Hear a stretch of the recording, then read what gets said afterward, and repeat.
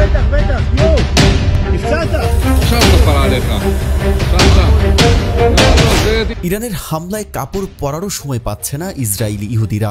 ইরানের মিসাইলের শব্দে ভিতর সন্তুষ্ট হয়ে জামা কাপড় পরতেও ভুলে যাচ্ছে ইসরায়েলি ইহুদিরা। দর্শক, ইরানের টানা ক্ষেপণাস্ত্র হামলায় চরম আতঙ্কে দিন কাটাচ্ছে ইসরায়েলবাসী। রাতের ঘুম, দিনের স্বস্তি সবকিছুই যেন পালিয়ে গেছে। সাধারণ মানুষ এখন বাঁচার তাগিদে এমন এক বাস্তবতায় পড়েছেন যেখানে নিরাপত্তার চাইতে গুরুত্বপূর্ণ কিছুই আর নেই। এমনকি কাপড় পরার সময়টুকুও তাদের হাতে নেই। সম্প্রতি এমনই একটি ভিডিও ভাইরাল হয়েছে সামাজিক যোগাযোগ মাধ্যমে, যেখানে দেখা যায় এক ইসরায়েলি ব্যক্তি গভীর রাতে ঘুমাচ্ছিলেন। হঠাৎ মিসাইলের বিকট শব্দে ঘুম ভেঙে যায় তার। মুহূর্তেই আতঙ্কে আচ্ছন্ন হয়ে তিনি ঘর থেকে দৌড়ে বেরিয়ে পড়েন। আর তখনও তিনি শুধু আন্ডারওয়্যার পরিহিত ছিলেন।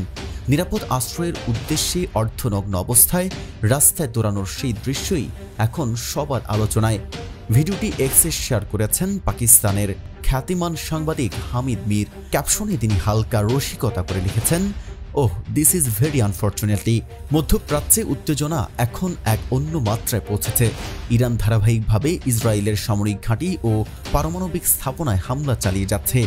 গত রবিবারও ভোর রাতে একাধিক স্থানে বিস্ফোরণের ঘটনা ঘটেছে। এই পরিস্থিতিকে কেন্দ্র করে আন্তর্জাতিক মহল আশঙ্কা প্রকাশ করেছে ইরান তার পারমাণবিক কর্মসূচিকে আরও আগ্রাসী রূপ দিতে পারে। অন্যদিকে ইসরায়েল ভীত সন্তুষ্ট হয়ে বলছে, তেহরানকে যদি থামানো না যায় তাহলে আমাদের পুরো শহরেই গুঁড়িয়ে দেওয়া হবে। অন্যদিকে উত্তেজনা প্রশমনের জন্য আমেরিকার প্রেসিডেন্ট ডোনাল্ড ট্রাম্প দ্রুতই দুই দেশের মধ্যে সমঝোতার আহ্বান জানালেও ইসরায়েলের আকাশ এখন আতঙ্কে ভারী। শুধু ধ্বংসস্তূপ নয়, মানুষজনের চোখে মুখে ভয়, ঘরবাড়ি ছেড়ে পালানোর তাড়া, আর সেই পালানোর ভয়ে পোশাক পরারও সময় পাচ্ছে না ইসরায়েলিরা।